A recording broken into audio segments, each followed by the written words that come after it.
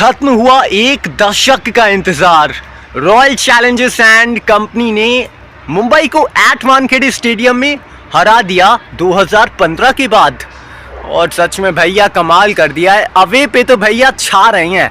घर पे जरूर एक मुकाबला हारे हैं, लेकिन अगर देखोगे ना 4 मुकाबले 3 जीत। भाई वाह, आरसीबी यू सो स्वीट। अब आज वैसे एक्चुअली में डबल हेडर है, यानी कि क्रिकेट का डबल धमाका है एक्चुअली में आज। उसकी सारा बात करेंगे, क्योंकि एक तरफ अगर है डिफेंडिंग चैंपियंस कोलकाता, ये दोपहर का मुकाबला है, उनके सामने लखनऊ की सुपर जायंट्स होने वाले हैं। और जो रात का मुकाबला है उसमें आपको पंजाबी शेरा देखने वाले हैं, वो जो कि न्यू चंडीगढ़ में मुकाबला खेला जाएगा और उनके सामने होने वाले हैं चेन्नई सुपर किंग्स। तो डबल धमाका है एक्चुअली में ये क्रिकेट का। तो करते हैं बात, फिर शुरुआत करते हैं इस एमआई वर्सेस आरसीबी के रिव्यू के साथ, और फिर बात करेंगे आज के डबल धमाके की भी। तो बहुत बहुत स्वागत है आप सभी का ऋषभ क्रिकेट सेंटर में। और रियली आप सभी अच्छे होंगे, कैसे हो बताओ कमेंट सेक्शन के ज़रिए। और लगातार क्रिकेट को फॉलो कर रहे हो ना अपनी ही क्रिकेट के प्लेटफॉर्म यानी कि ऋषभ क्रिकेट सेंटर पे, क्योंकि कल का जो मुकाबला था एक्चुअली इसकी बात कर लेते हैं। क्योंकि बेंगलुरु वानखेड़े पहुंचती है और उस उम्मीद के साथ पहुंचती है कि हरा देंगे मुंबई को, पछाड़ देंगे मुंबई को। और एक्चुअली में मुंबई में तो सपने भी पूरे होते हैं ना, क्योंकि सपने का शहर है मुंबई। और सपने आप सजोते हो उनको, आप मुंबई में पूरा एक्चुअली में वो देखते भी हो कि वहाँ पूरे होते हैं सपने। इस टीम का सपना साकार हुआ है। क्या सपना था? सपना तो वो है ना कि ट्रॉफी उठानी है, लेकिन ये साल जो है, क्योंकि चैपॉक के किले को भी भेज देना, डिफेंडिंग चैंपियंस को ओपनिंग मुकाबले में मात दे देना, एक तरफा उन्हें हरा देना, और अब वानखेड़े स्टेडियम में जीत का वो पैगाम बजा देना। मतलब रॉयल चैलेंजर्स एंड बेंगलुरु, भाई ये टीम इस सीज़न भाई मिशन के साथ तो आई है, लेकिन सच में अलग दिख रही है ये टीम। और सच में इस टीम का जो मतलब एक नज़रिया है वो बदल चुका है भाई। क्योंकि बात करते हैं, क्योंकि पहले बैटिंग थी रॉयल चैलेंजर्स एंड बेंगलुरु की, और हमने क्या देखा, विराट कोहली के बैट से रन्स देख लिए। मतलब किंगडम ने वो सुकून दे दिया एक्चुअली रन बनाकर। और पता है मुकाबला कमाल का रहा है। जीत और हार का जो मार्जिन था ना वो केवल 12 रनों का रह गया, क्योंकि एक वक्त लगा था 4 ओवर में 50 चाहिए और बन जाएंगे यार। ऑब्वियसली आसान है आज की जन में, लेकिन हार्दिक आउट होते हैं, तिलक आउट होते हैं, वहाँ से उम्मीदें टूटती हैं और बेंगलुरु किले को कर देता है फतेह मुंबई के। अब पहले बैटिंग थी एक्चुअली बेंगलुरु की, तो हमने क्या देखा, फिल सॉल्ट पहली गेंद चौका, दूसरी गेंद पे आउट। फिर लगा कि धाकड़ शुरुआत मुंबई की, और उसके बाद एक आती है पार्टनरशिप देवदत्त पडिक्कल और विराट कोहली के बीच, और पावर प्ले बनाते हैं बड़ा भाई, 73 बनाते हैं पावर प्ले में। 1 विकेट ही गंवाया था। उसके बाद जो मिडल ओवर का फेज शुरू हुआ, वो हमने 3-4 ओवर क्या देखा कि रनर बॉल ही रन आ रहे थे। वो देवदत्त पडिक्कल उस चक्कर में आउट भी हुए। उसके बाद हमने क्या देखा, रजत पाटीदार, मतलब क्या बैटिंग करी है यार, क्या पारी खेली है यार, क्या अर्धशतक लगाया है यार। और जिस स्थिति में आए थे, ज़रूर प्लेटफॉर्म सेट था, मतलब उस प्लेटफॉर्म पे इमारत बनानी थी, क्योंकि नींव तो रख दी थी ना विराट कोहली और देवदत्त पडिक्कल ने उस बड़े स्कोर के लिए। लेकिन भाई क्या पारी खेली है, शानदार पारी खेली है। और पता है इस समय स्पिन को जो खड़े खड़े लंबे लंबे सामने छक्के मारता है, एक तो श्रेयस अय्यर है और दूसरा है भैया रजत पाटीदार। मतलब एब्सोल्युटली जैफर, क्योंकि सामने छक्का मारना और सामने की तरफ टारगेट करना, ये अलग है भाई इस खिलाड़ी में एक्चुअली बात। और ये उभरता हुआ सितारा है भारतीय टीम के लिए भी, क्योंकि यार सामने छक्का मार रहा है खड़े खड़े। और वो एक तो स्वीप भी मारा था हार्दिक पांड्या को, वो एक गेंद ज़रूर हेलमेट पे लगी थी, लेकिन मज़ा आ गया इस पारी को देखकर। उसके बाद हमने देखा जितेश शर्मा के बैट से फिनिशिंग टचेस, मतलब 19 गेंदें खेली, वो 40 रन बनाए या 40 से ऊपर बना दिए, लेकिन वो 2 छक्के लगाए ट्रेंट बोल्ट को।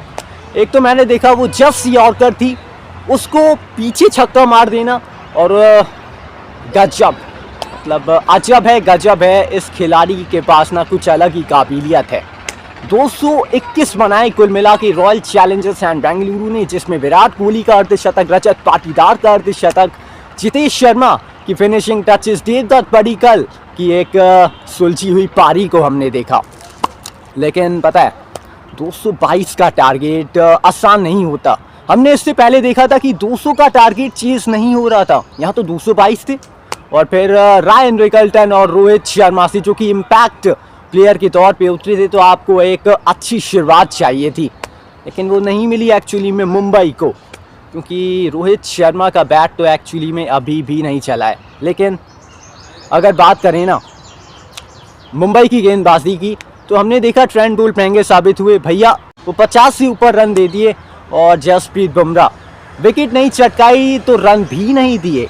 ये होती है एक क्षमता, ये होता है एक आपका टास्क कि भाई विकेट नहीं मिल रही तो रन भी नहीं देने हैं, क्योंकि T20 का एक ना टेम्पलेट है, एक फॉर्मूला है कि अगर आप रन नहीं दोगे तो विकेट आएगी, लेकिन अगर आप कुछ ज़्यादा ही अलग करने जाओगे तो रन भी पड़ सकते हैं, विकेट भी नहीं मिल सकती और आपकी वो धुलाई भी हो सकती है। लेकिन बुमराह बूमबैस्टिक, और भाई सच में बुमराह साहब क्या कमाल की मतलब आपने गेंदबाजी करी है, और एक बार फिर से दिलों को जीत लिया है, और एक ही दिल है एक्चुअली, लेकिन बुमराह ये बूमबैस्टिक एक्चुअली में एक और स्पेल डाला है। विकेट नहीं मिला लेकिन रन भी नहीं दिए। हमने क्या देखा, मुंबई की तरफ से दीपक चाहर को वो लेके आना, लेकिन हमने देखा था मिचेल सैंटनर वो अच्छी गेंदबाजी कर रहे थे, अच्छी गेंदबाजी करी, लेकिन कुछ ऐसी चीज़ें थी जिस पे हार्दिक को थोड़ा सुधार करने की ज़रूरत थी, लेकिन वो नहीं करी एक्चुअली में हार्दिक पांड्या ने। चेस की तरफ चलते हैं, क्योंकि 222 का जो एक बड़ा लक्ष्य था, अब पता है कौन सा था वो मैच का टर्निंग पॉइंट जिससे भैया मुकाबला बदल गया। 222 का चेस, रन चेस में उतरा मुंबई और अच्छी शुरुआत मिली नहीं। रायन रिकल्टन, रोहित शर्मा ने उस तरीके से रन बनाए नहीं और उस तरीके का इम्पैक्ट दिया ही नहीं अपनी टीम को, और सस्ते में वो निपटते हैं। सूर्य कुमार यादव यार रनर बॉल ही रन बनाए हैं, वो 26 या 24 गेंदों में कुछ इतनी गेंदें खेली और वो 30 से ऊपर नहीं जा पाए, उनको बांध के रखा, एक्चुअली पेस दी नहीं, वो पेस बना पाए नहीं, वो slower one back of the hand डालते रहे गेंदबाज, और सूर्य कुमार यादव भैया परेशान होते रहे। वो ढूंढते रहे कि यार कभी तो पेस आएगी और मैं तब अपना वो बल्ला चलाऊंगा, लेकिन नहीं मिली पेस, और ठेस पहुंचा है ज़रूर, क्योंकि मुंबई के लिए ये चौथी हार है लगातार, ये दूसरी हार है। लखनऊ में हारे थे, वहाँ भी 12 रन से हारे थे, यहाँ पे भी हारे हैं, यहाँ पे भी 12 रन से ही हारे हैं।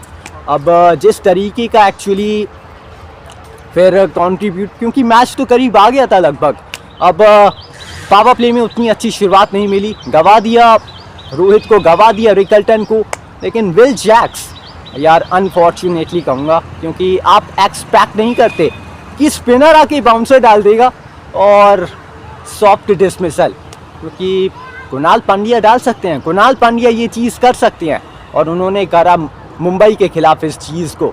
और हमने देखा फिर तिलक वर्मा और हार्दिक पांड्या ज़रूर एक आस सी जगाते हैं, वो विस्फोट ज़रूर वो करते हैं, लेकिन उतना काफ़ी था नहीं, क्योंकि जैसे ही आउट होते हैं तिलक वर्मा, फिर हमने देखा हार्दिक पांड्या भी आउट हो जाते हैं।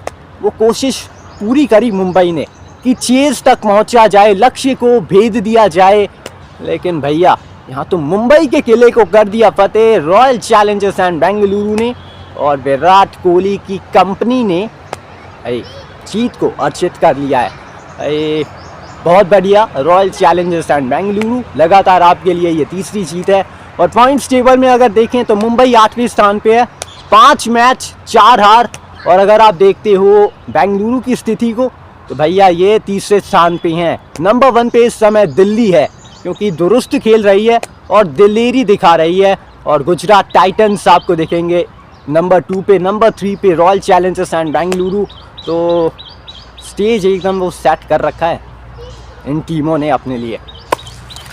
अब आज के मुकाबले की बात करते हैं, लेकिन उससे पहले एक बार गेंदबाजी पे देखते हैं बेंगलुरु की, क्योंकि कुणाल पांड्या ने एक्चुअली 4 विकेट चटकाए भाई, 45 रन भी दिए, 4 विकेट चटकाए, और वो आखिर में आके क्योंकि बल्लेबाज मारना वो जा रहे थे बड़े बड़े शॉट्स, लेकिन उस चक्कर में विकेट गंवा दिया कुणाल पांड्या ने।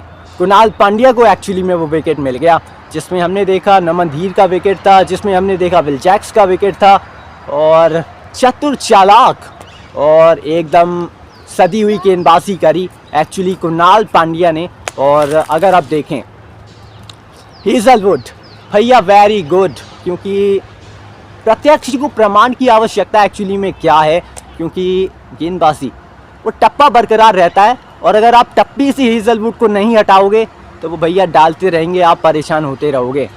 मतलब कमाल की एक्चुअली इन्होंने भी गेंदबाजी करी है। यश दयाल का कमाल हमने देखा, ज़रूर सूर्याश शर्मा वो रन देते हैं, लेकिन बेंगलुरु आखिर में ये दिख रहा है कि ये स्कोर कार्ड बता रहा है कि बेंगलुरु ने 12 रनों से भाई जीत लिया है मुकाबला और पटकनी दे दी है मुंबई के इंडियंस को। अब करते हैं आज के क्रिकेट के डबल धमाके की तरफ रुख, क्योंकि आज 2 मुकाबले हैं। ये है क्रिकेट का डबल धमाका। हाँ जी भाई, क्रिकेट का डबल धमाका, यानी कि 2 मुकाबले यानी कि डबल हेडर है। और जो पहला मुकाबला है उसकी करते हैं बात। केकेआर के सामने है लखनऊ के सुपर जायंट्स। अब कोलकाता भाई जीत के आ रही है। अब हैदराबाद को पटकनी दी थी अपने ही होम ग्राउंड पे, और लखनऊ ने भी मुंबई को हराया है अपने ही घर पे। ये मुकाबला मज़ेदार होने वाला है। ये रन फेस्ट वाला मुकाबला हो सकता है अगर पिच सपाट मिलती है, जो कि मिलती है ईडन गार्डन्स में, क्योंकि धुरंधर हैं भाई निकोलस पूरन, ऋषभ पंत और मिचेल मार्श। भाई ईडन मार्क्रम ने भी रन बनाए हैं पिछले मैच में, मुंबई के खिलाफ बनाए थे। और केकेआर की बात करें ना, अचिन के रहाणे, वेंकटेश अय्यर, रमनदीप सिंह, आंद्रे रसल, रिंकू सिंह, इनके ऊपर जिम्मेदारी वो है। सुनील नारायण को क्या ओपनिंग पे ही चढ़ाया जाएगा, क्योंकि अब तक वो सफल दाव रहा है नहीं। रहमानुल्लाह गुरबाज भैया वेट कर रहे हैं, उनको भी ज़रा दो यार, उनको भी तो खिलाओ ज़रा, क्योंकि कमाल का वो भी बल्लेबाज है, अफगानी बल्लेबाज, उसको भी मौका दो ज़रा यार कोलकाता वालों, क्योंकि अगर आप उनको मौका दोगे ना तो मौके पे वो पंच मारेगा बड़ा अच्छा। ये जो मुकाबला है ना आज का, ये ईडन गार्डन्स में है, और इस मुकाबले में मज़ा आने वाला है, क्योंकि दोनों टीमें एक्चुअली जीत की रथ पे सवार हैं। क्योंकि कोलकाता ने हैदराबाद को हराया, लखनऊ ने मुंबई को हराया, और अब वैसे देखते हैं आज की वैसे कौन सी हो सकती है की बैटल इस मुकाबले की। करते हैं रुख, करते हैं बात आज की इस big battle of the day में। ये है battle of the day. Big battle of the day में आप सभी का बहुत बहुत स्वागत है, और ये हो सकती है आज की बहुत बड़ी बैटल, क्योंकि निकोलस पूरन आएंगे तो कोलकाता वाले सुनील नारायण और वरुण चक्रवर्ती को लगाएंगे। अब मैं कह रहा हूँ वरुण चक्रवर्ती और सुनील नारायण जो एक कमाल के स्पिनर्स हैं ना केकेआर के पास, वो निकोलस पूरन को ना अपनी जाल में ज़रूर फंसाएंगे, क्योंकि आसान नहीं होगा पूरन के लिए वो पराक्रमी शॉट्स लगाना इन दोनों के खिलाफ, क्योंकि चतुर हैं, अनुभवी हैं। और वरुण चक्रवर्ती का तो एक्चुअली में अभी समय चल रहा है, क्योंकि भारत के लिए काफ़ी अच्छा परफॉर्म किया चैम्पियंस ट्रॉफी में, ना केवल जब इंग्लैंड भारत आई थी अभी जैन में, तो वहाँ पे भी अच्छा प्रदर्शन किया था T20 आईज में। तो वरुण चक्रवर्ती और सुनील नारायण वो बांध के रखेंगे एक्चुअली में निकोलस पूरन को। तो ये हो सकती है एक बड़ी ही कमाल की बैटल आज की। अब मुकाबला वैसे कौन जीत सकता है, क्योंकि केकेआर तैयार है, अपने घर पे खेल रही है, और 2 मुकाबले एक्चुअली अपने घर पे खेले हैं, जिसमें एक में हार मिली है, एक में जीत मिली है। ये तीसरा मुकाबला है केकेआर का अपने ही घर पे। अब कोलकाता के नाइट्स भाई तकड़ी फाइट तो लड़ने वाले हैं। अब जंग कौन जीत रहा है, वैसे प्रेडिक्शन का टाइम आ चुका है।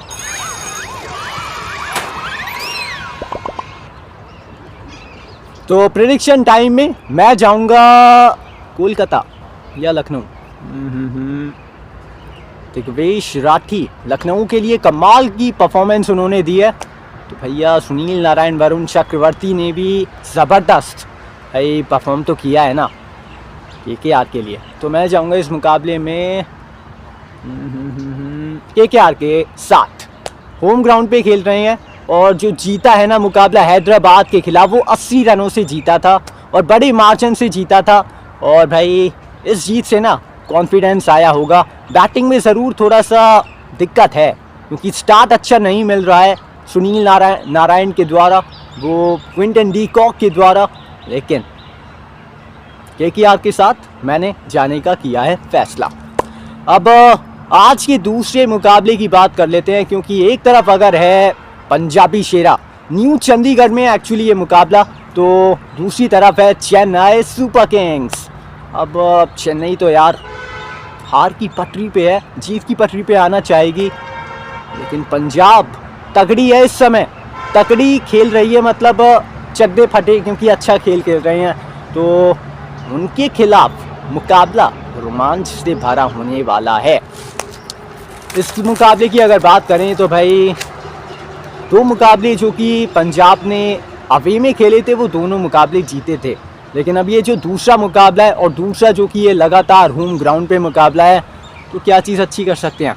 हमने देखा था वो चेज़ नहीं कर पाए थे और